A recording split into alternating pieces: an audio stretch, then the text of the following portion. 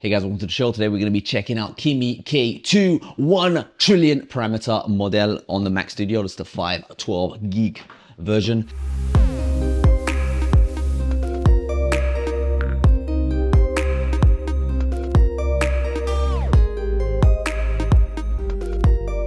Now I'm going to be checking out two inferencing engines. We're going to be checking out MLX and llama.cpp. And I've already been playing with it for about a week now. And made these visualizations. Look, this is the Earth and the planets. We also got a driving game. This is in 3JS. So you get to drive around just like a little blocky city. And yeah, there is coherence there and there's something going on. So we're going to be trying out, starting off from the 2-bit. It's not really a 2-bit because it's an XL2XL GGUF. We're going to be trying that one out. We're also going to be trying out the 3XL. And we're going to be doing the MLX versions that I've quantized myself. And those go up to 3XL as well. So let's just see how it performs. So let's jump on in. I'll close up all my applications. So base memory wise, I've got 27 gigabytes being used just doing the vanilla operating system. So we'll launch the 2-bit XL. And the way 2-bit XL works is there's 60 layers in this model. So it puts 2 bits on most of the layers, but some of the layers where they think are the most important, they have more than 2 bits. That's how the XL model goes. And this one was done by Unsloth. So we're running up there and it's just starting up. It's going to take a little while to juice up. We're transferring. What's this one? GGUF. We got 381 gigabytes. So this guy takes a while to load, and as you can see, the memory is getting juiced up right there, and we're almost ready. So the first thing I want to do is I want to test out the coherence to see if it's clever or not. Oh, what happened there? It's going off on this one. Maybe I ran it with the wrong commands. So it was just working. I'm going to run it again, but this time I'm going to set the temperature to 0.1, and that way it will be more on track. The more temperature you give it, the more creativity, the more random words it picks. Whereas if you give it a low temperature, it sticks more to the truth. So let's load it up again, this time with temperature 0.1, because with 0. The default was a bit crazy. It's crazy because I was just running this and talking to it and it was working fine before I started recording. And now it's just gone mad. So it's always good to run it with the same seed so you get the same sort of determinative response. And boom, right there, it's loaded and it seems to be good. So let's just say hello. It's good. What is 2 times 2? This is a good question to ask. Sometimes it says it doesn't know. So this one knows it's 2 times 2 by 4. Let's give it some logical, confusing situations. So I've got a good one here. This is the runaway trolley problem. It was famous for confusing all these LLMs a few months ago. And this is just a twist on it. So there's already 5 people already on the road which are not alive. And on the other side, there's an alive person. Would you divert the train track to save the 5 unalive people versus one real person? And most of the LLMs, they got confused and they said saving 5 lives is better than 1. They didn't realize that 5 people aren't alive. But this one, it says you should not pull the lever. So it's got some coherence. It's for a 2-bit XL model. It is very, very clever. And look how fast the responses were. Very, very fast over there. So now let's do it again, but let's give it some sort of coding situations. Now, the great thing about Kimi is meant to be really good at tool calling. For now, we're just going to be testing it with coding, see if we can generate some code. So I'm going to ask it to create a Flappy Bird clone.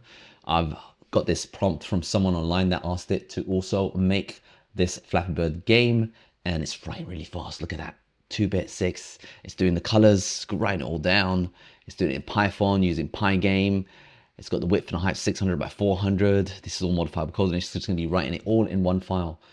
I wonder if we can do iOS code. That'll be something interesting to challenge it on. But as you can see, it's running pretty fast over there. And we'll just leave it to run and see what kind of output we get. Boom. Let's copy that over. So did it give us any specific instructions for running this? It says no. Create a Flappy Bird game, restart Spacefig multi-time section. It just printed out the code. I think the prompt just wanted to get to it. So let's just see if it runs Python, Flappy, and if it doesn't run. So we got import Pygame, so we got pip install Pygame. I guess in the prompt, it's kind of was very, very solid, you must use Pygame. So I guess it assumed that you already know what you're doing. Typically, if you don't give it such an aggressive prompt, it'll kind of tell you exactly what you need to set up your environment. But here, it just printed out the code. So let's run it again, Flappy. And fingers crossed, something might be happening. Oh, look at that. We got something on the screen.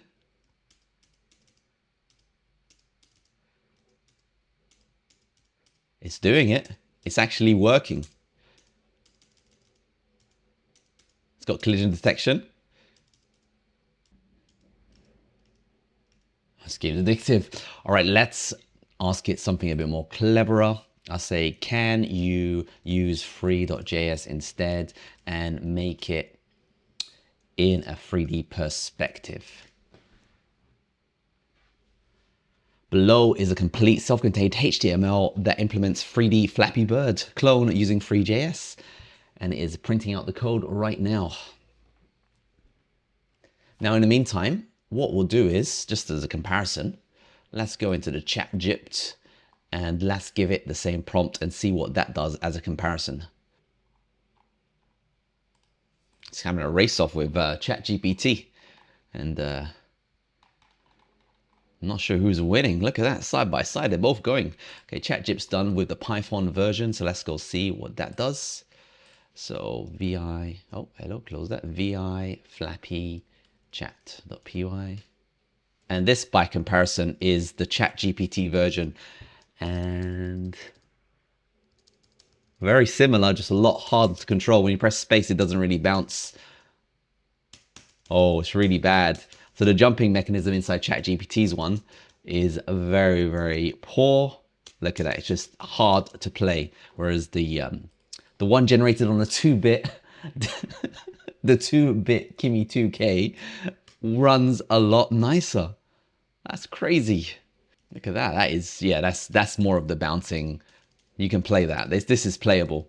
The Chat GPT one is not playable. So that's really, really interesting. 2-bit Kimi 2K destroyed Chat GPT. Now we also got the Free.js version. So let's see if it's managed to convert the Python Flappy Bird into a 3D visualization. I've never tried this before, so we can see what it looks like.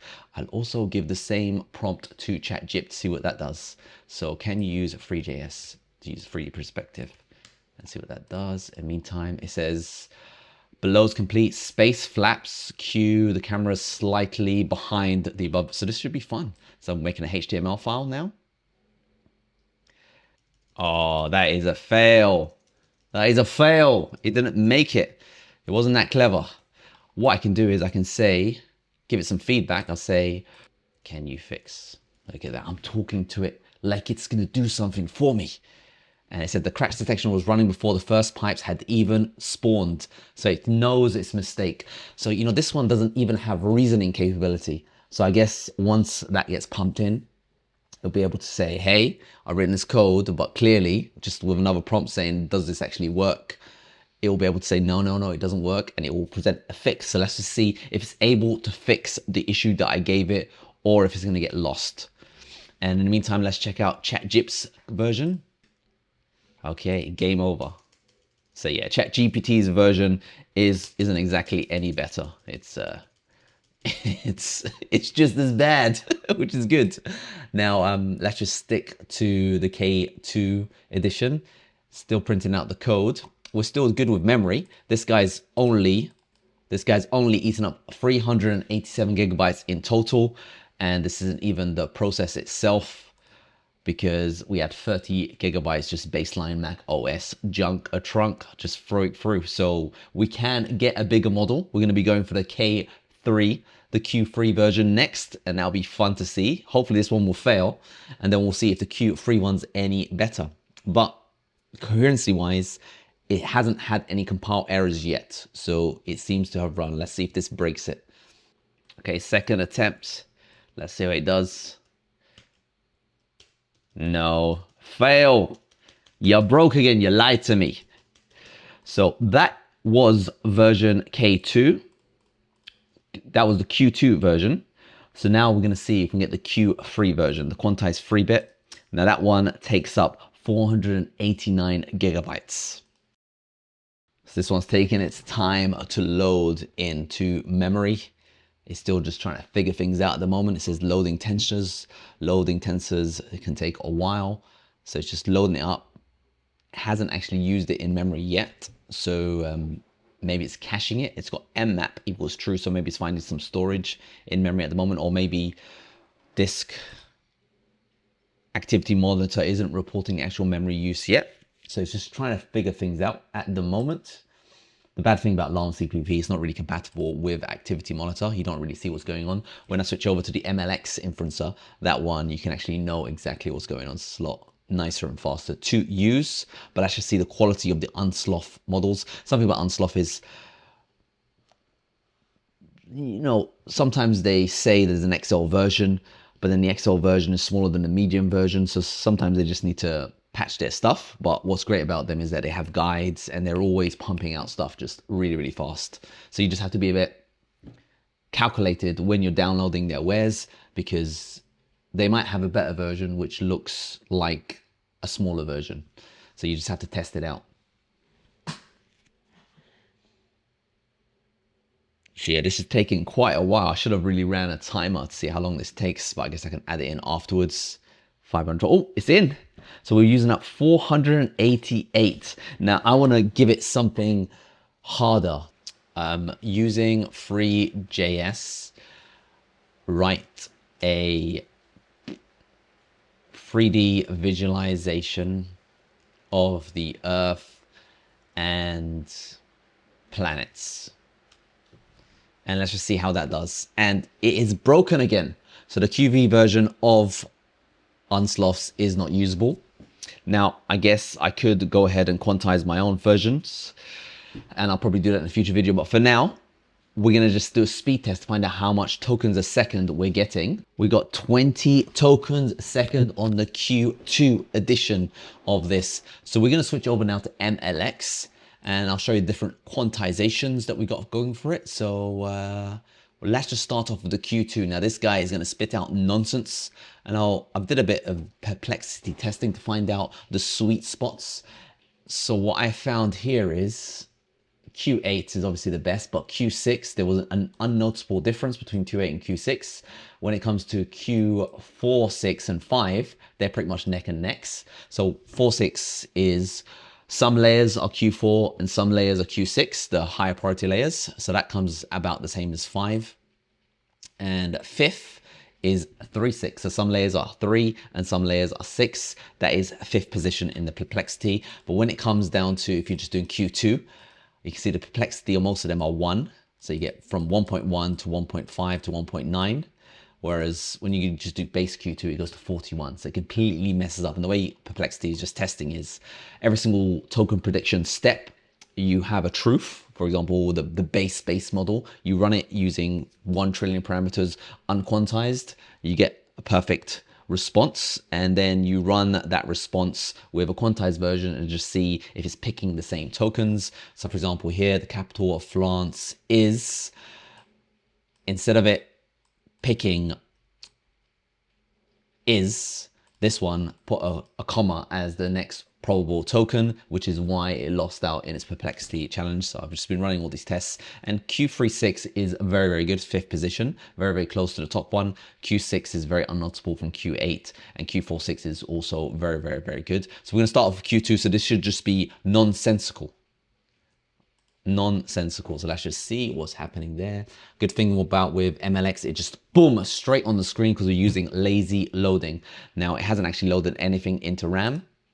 Right now, still 27 gigabytes used, but when I type in hello, that's when it's going to start jumping into memory. But unlike the llama.cpp version, it loads really, really fast. Like it's already starting straight away to feed the data into memory. Whereas before on llama.cpp, you had to wait a few minutes and then it will feed the data into memory. This one is just, it's to the point. So let's get it all loaded and it should respond very soon. And I've also got debug statements to tell you how fast every single token has run here. So previously on Q2's version of Llama, we were getting 20 tokens a second. So this is going to print out nonsense, but let's just see how fast it goes. And then we'll go up to Q6, well, Q26, and see if that should be equivalent to XL or close enough. And that'll tell you how much faster llama CPP is, how much faster MLX is. So this one, we're getting 32 tokens a second, and it responded, how can I help you today? So it isn't actually that nonsensical yet. I'm going to give it the trolley problem. Love that case. Imagine a runaway trolley. Now this is the Q2. This should give me nonsense. I'm expecting nonsense. Let's see what happens. It's actually writing some stuff, except as you can see, it's got a bit stuck in a loop. So if you are using Q2, I guess you need to be having a bit more aggressive loop detections. By default, also, these models by default, they use different parameters. For example, if you use llama, they have a repeat token contents window of 32, whereas I think MLX has 22. So it runs a bit faster MLX just based on that, but it also doesn't pick up on these repeat tokens. What that does is it weights the next generation token being generated based on not repeating the last 22 tokens versus not repeating the last 32 tokens. I haven't checked what llama CPP's default one is, but that could be something else. So basically we're in a run loop. It's a bit confused there. So let's quit that one. Let's now jump over to the next one up, and we're going to go to 2.6. So just to give you a size of, just to give you an idea of the different sizes, Q2 is 320 gigabytes. Q6 is 500, oh, that's DeepSeek. Q6 is 834 gigabytes. So this one, we're going to be mixing Q2 with Q6, and we're going to come up with 400 gigabytes. So we're using an extra 80 gigabytes, and let's see if it's a bit more coherent now. So Q6, hello. It's going to start loading in straight away. You can see the memory graph. It just loads in straight away with MLX. It's very, very fast. And we're getting 32 tokens a second. So 2.6 should be equivalent to the llama CPPs 2.2 XL that we were running. And let's see if we can beat 20 tokens a second. And boom, we're ready. We're using 404 gigabytes. And tokens a second is still 30 tokens a second. So that's 50% faster than llama CPP. That's really good. Let's see if it's coherent though. So the trolley problem.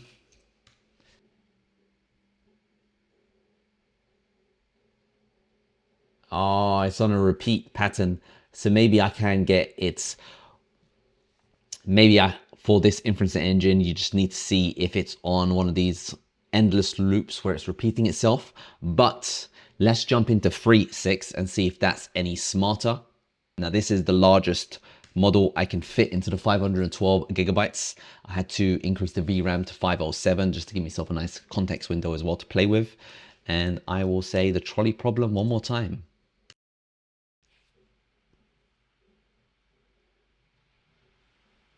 Boom, so 3.6 coherent, and it was fast, 23 and a half tokens a second.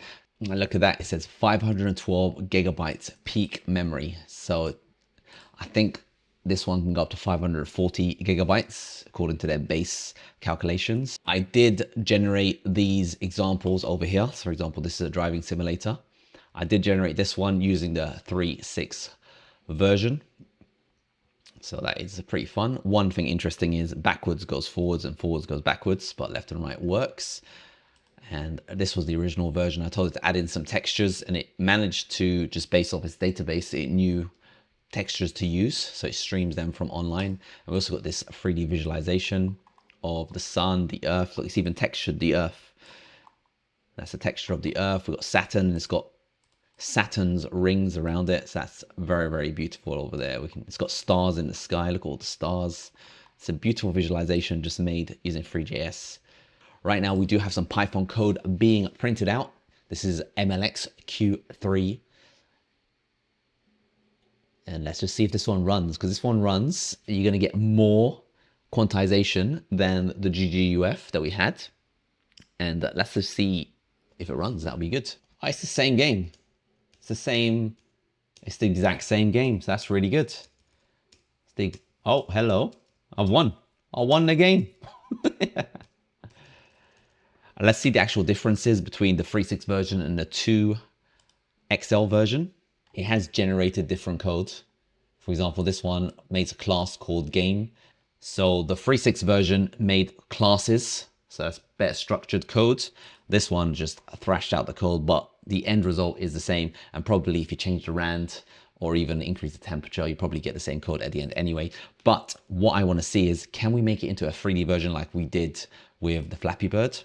Now we are running to the edge of our memory with the 3.6 version.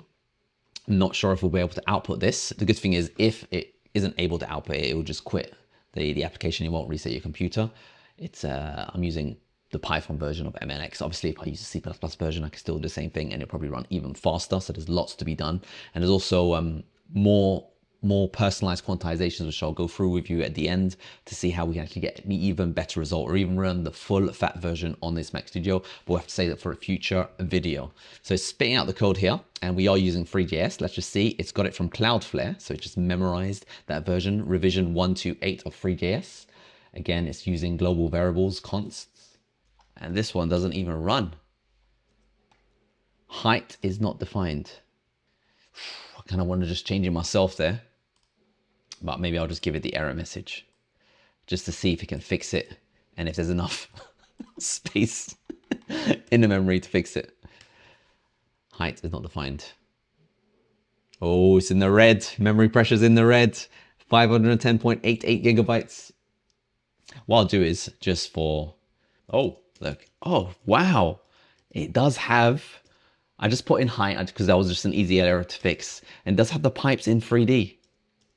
Space is not working, so there might be a different key, but it was actually in 3D. So it'll be easy to fix this up, and that is pretty cool. We almost got a Flappy 3D Bird situation going. Let's see if it's also figured out how to fix it itself. It's doing it because height is used but not defined. Let me fix it. So it's figured it out. Again, once we get reasoning in these models, you can even just hack it in yourself just to double check the answer, because the inferencing speed of these guys is really good. So we're getting, in this version, 18 tokens a second right now. And that is after it's got a big context window of, was it 2 massive files of code. So let's just see if it gets to the third one. So we're at 511.2. When it gets 511.5, that's when it starts slowing down. But it might have just done it. So all it's done, really, I could have asked it a bit more intelligently. I could have said, hey, just give me the line of code that needs to be changed rather than outputting the whole file. And I could even just quit it, reset the context window, and just say, given this file, given this error, can you fix it? So that could have been a smarter way of managing this memory issue. And it's just added what I just did. Const height, and it's made it 600. I don't think it's going to make any more changes. And this is the end result. So I can also say that space doesn't work. So yeah, very, very interesting results. We've got Kimi K2 is generating some stuff cleverer than Chat GPT, which is amazing. Well, cleverer at generating the Flappy 3D games, and it passed the trolley problem. So we've got some sort of comprehension going there, runs really fast using MLX. And also something actually I'm working on is even running the full versions on the Mac Studio. So there are interesting techniques you can do. One is, when it comes to quantization, we got 60 layers to play with. So by default, it just does the beginning few layers as Q6 and last few layers as Q6 and some in the middle. Whereas you can actually run through the inferencing on the full fat version, get the desired response, and see which layer does the most amount of change. So for example, did I put it in perplexity? Maybe. Or layer scans. Okay, look at this. So I've got a layer scan of the Q4 version running, and it's telling me over here that layer 14, or maybe that Q4 isn't good. I'll do Q3 layer scan. Haven't finished it up. Yeah, this is perfect. So layer 60, we had a change of 2. Layer 59, we had a change of 2. Layer 58, we had a change of 0.7. So you can see that the last 2 layers are way more important than the third from last layer. Right at the beginning, the change is 0.08. So the first token is always going to be the first token. The first layer is always going to feed it into the first layer. So we can see that these ones can be quantized less. And the big ones, for example, anything above 0.1 maybe, 0.2 over here, 0.4 over here, 0.7 over here, you can play with that. That's what Unsloth and people like that do with their QXL version. They have different mixes of which layer to prioritize, and lots of fun things you can go into, and you can even offloading the stuff into RAM to SSD, all this kind of stuff. All these techniques you can do to get more coherent versions at the end. But out of the box, just a quick situation. MLX runs it, llama.cpp runs it, MLX runs it really, really fast. Really like the speed of that one. And you can get some good stuff happening. Now, by default, the MLX version, I had to do some code changes to get it to work and to quantize. If anyone's interested, I can upload it. So if you guys, if anyone else has a 512 gigabyte Mac Studio, want to play with it, just let me know. I can upload maybe the Q36 version of MLX. That's the best one to play with right now. And in the future, I'll probably make it a lot smarter and better. So let me know what kind of models you guys are using. Are you using the new Quen version? Isn't it crazy that Alibaba, who, you know, they do Quen, and they also fund Moonstart AI, who made Kimi K2. They've just released a new version of Quen. They're running the show. They're doing some really amazing stuff. And also, OpenAI also said that they're going to be releasing an open source version of their, or open weights version of their model coming out.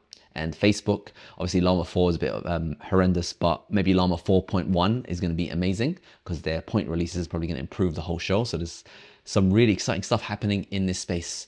And there's even a new version of, an improved version of Kimi, of WAN 2.1, in which they've made it go 5 times faster. So I'm gonna have to be testing it out very soon. Anyway, let me know what you guys think. Kimi K2, 1 trillion parameter. What's next? 10 trillion?